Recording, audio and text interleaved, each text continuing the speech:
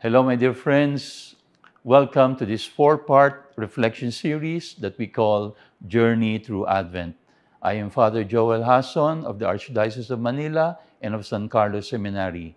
Ako ang inyong magiging kalakbay ngayong panahon ng Adbyento. Welcome to our reflection for the third Sunday of Advent.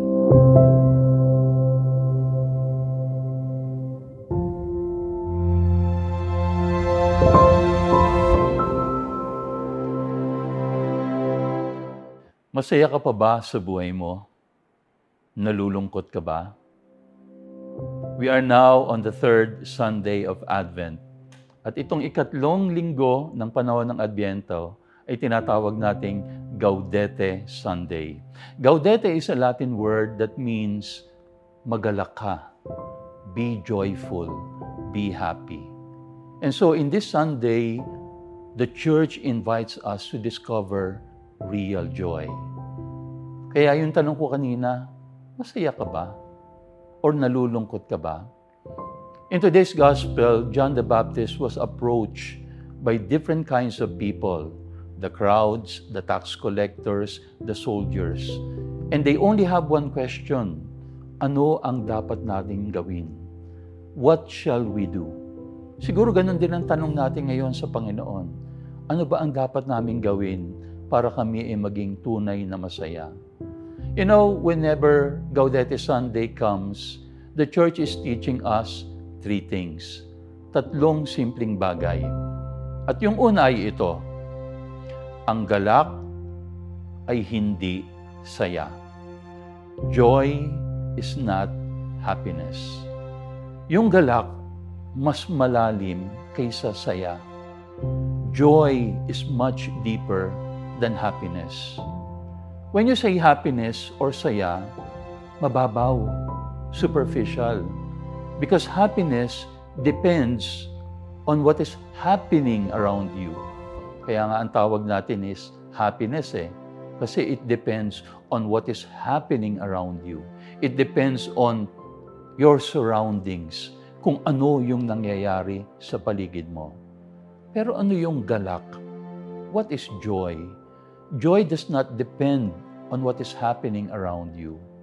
Hindi yan nakasalalay sa kung perpekto ang nangyayari sa paligid mo. Joy comes from the knowledge that I am a friend of God, na ako ay kaibigan ng Diyos, at ang buhay ko ay naaayon sa kalooban ng Diyos.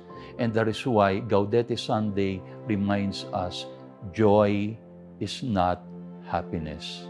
Ang galak ay hindi kasiyahan. Of course, ang kasiyahan ay bahagi ng galak, pero hindi doon natatapos.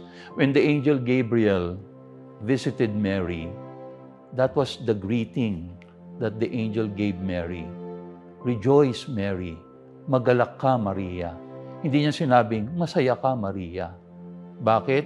Dahil ang mga mangyayari sa buhay ni Maria, hindi naman lahat masaya. Hindi lahat perpekto. In fact, at the scene of the Annunciation, right after the angel visited Mary, ang sinabi doon, at iniwan siya ng anghel. Nag-iisa na ang inang Maria. So yun yung unang leksyon na iuwi natin ngayon. Joy is not simply happiness. Ang galak ay hindi lamang saya. Pangalawa, ang galak ay higit sa saya. Joy is greater than happiness.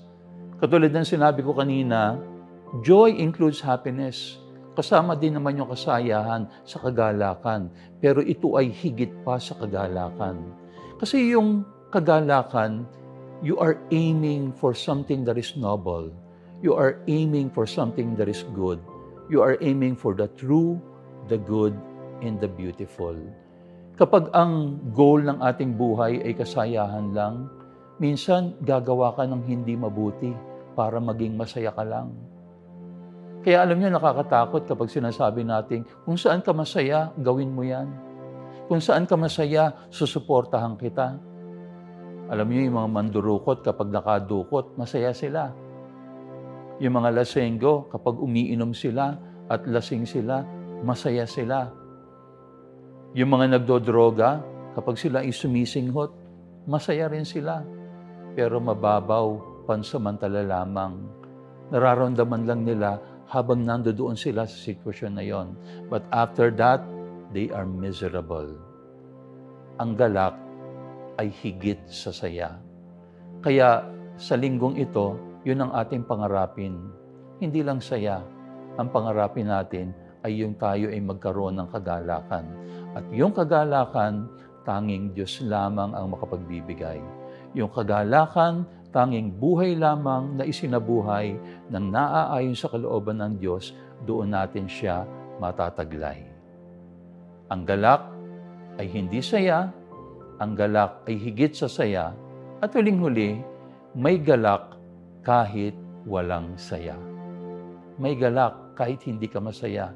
There is joy even if there is no happiness. Kitang-kita natin yan sa buhay ng ating Inang Maria. Binati siya ng anghel, "Magalak ka, Maria, rejoice, Mary." Pero anong nangyari kay Maria matapos siya iwan ng anghel? Di ba ang daming kalungkutang naranasan ng ating Inang Maria? In fact, meron nga tayong tinatawag na Mater Dolorosa. Anong sabi ng Mater Dolorosa? Merong 7 balaraw na tutuhog sa puso ng ating mahal na ina. Not everything that will happen to Mary after the Annunciation will be pleasant, pleasurable, or easy. Mary will have to undergo many trials as a mother of God. Nung dinala ni Maria ang batang sanggol doon sa templo, anong sinabi din ni Simeon kay Maria? Ang batang ito, "This child will be a sign of contradiction, and you yourself, your heart, will be pierced by a sword." And yet, in spite of all these imperfect things that Mary will have to undergo, we know that Mary is the Blessed One. Mary can still rejoice. Mary still says, "My soul proclaims the greatness of the Lord." Why? Because there is joy even without happiness. May galak kahit na walang saya. Dahil yung kagalakan nanggagaling sa katuparan at sa katiyakan na ang Diyos ay lagi nating kasama. Nalulungkot ka ba? Hindi ka ba masaya? Don't panic. Just continue to hold on to God. Continue to search for God, and you will find real joy.